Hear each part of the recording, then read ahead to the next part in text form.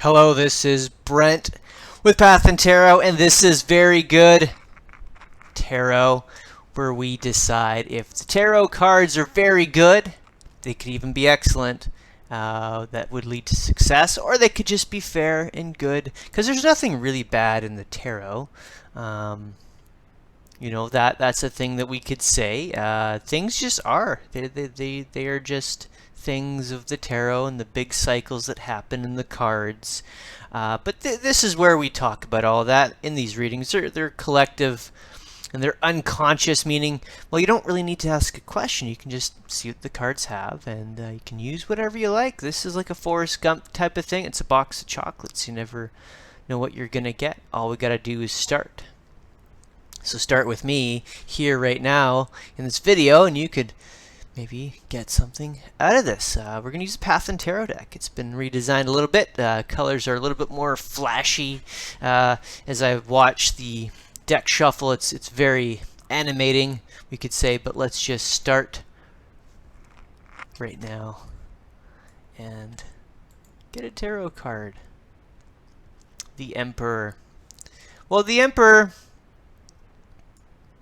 I think it's just right in the middle. It's a good card, but in a way, you think about the responsibility of what it means to be an emperor. To be the emperor, to be in charge of the whole landscape, everything. It's a lot of responsibility. Can you handle that responsibility? If I speak to myself, yes and no. I mean, it's hard. It requires a lot of balance. It requires the suit of pentacles to balance you. That's a thing. You need resources to build that empire.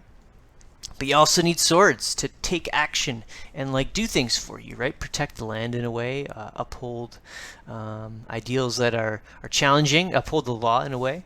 The Emperor card, it connects with all the other cards in that way. As we're just talking about justice and things like that, and then being able to contain higher orders of energy, like the Hierophant, which would be the next one after the Emperor, because what you would have in an empire would probably be something of a religious type of space, right?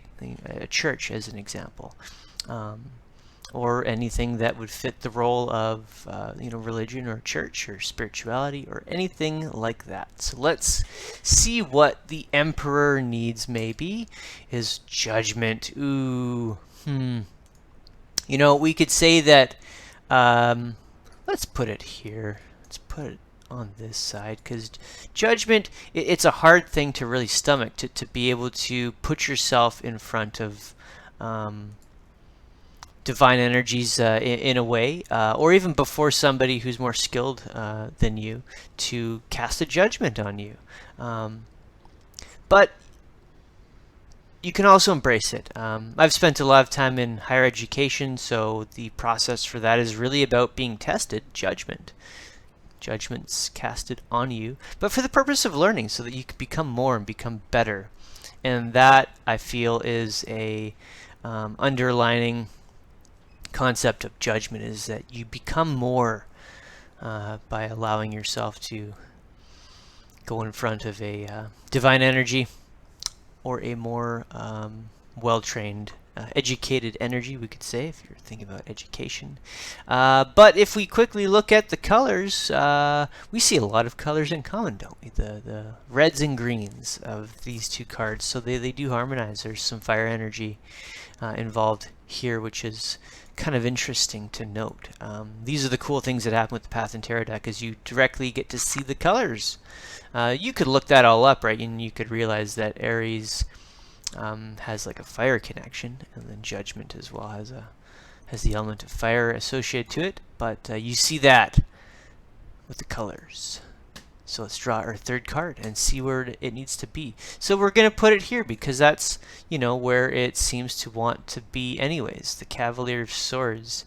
So that's like the Knight of Swords, right? So this, I think, is a really good card because it is the strongest of the air cards, because it's air within air. Your court cards are always sub-elementals, meaning they are elements within other elements. So this is a double air card, and it's very, very cognitive, so it's very associated with the mind. So, you know, you can think of the empire that the emperor is in control of, and to maintain that, you would have to be very cognitive of a lot of things, think about a lot of things. Perhaps the judgment allowed the emperor to become an emperor, or someone who has control of the land, would probably have to be tested, don't you think? Doesn't that make a little sense? You know, our world leaders, they have to be elected, so they have to gain favor from the people that they will be serving in a way. And so the emperor, in a way, is almost like that. It's maybe a little bit different. Maybe it's a little bit more old school in that the emperor just takes control because they have the most power. But either way, to gain that power, you have to go through some sort of judgment path anyways to acquire that power. But in the end, you have to be aware of a lot of things so that you can maintain yourself as the emperor of your domain and build the world around you in a very mindful way. So there's your very good tarot, and you know, keep an eye out for these readings because they're very good. And we'll see you in the next very good tarot reading.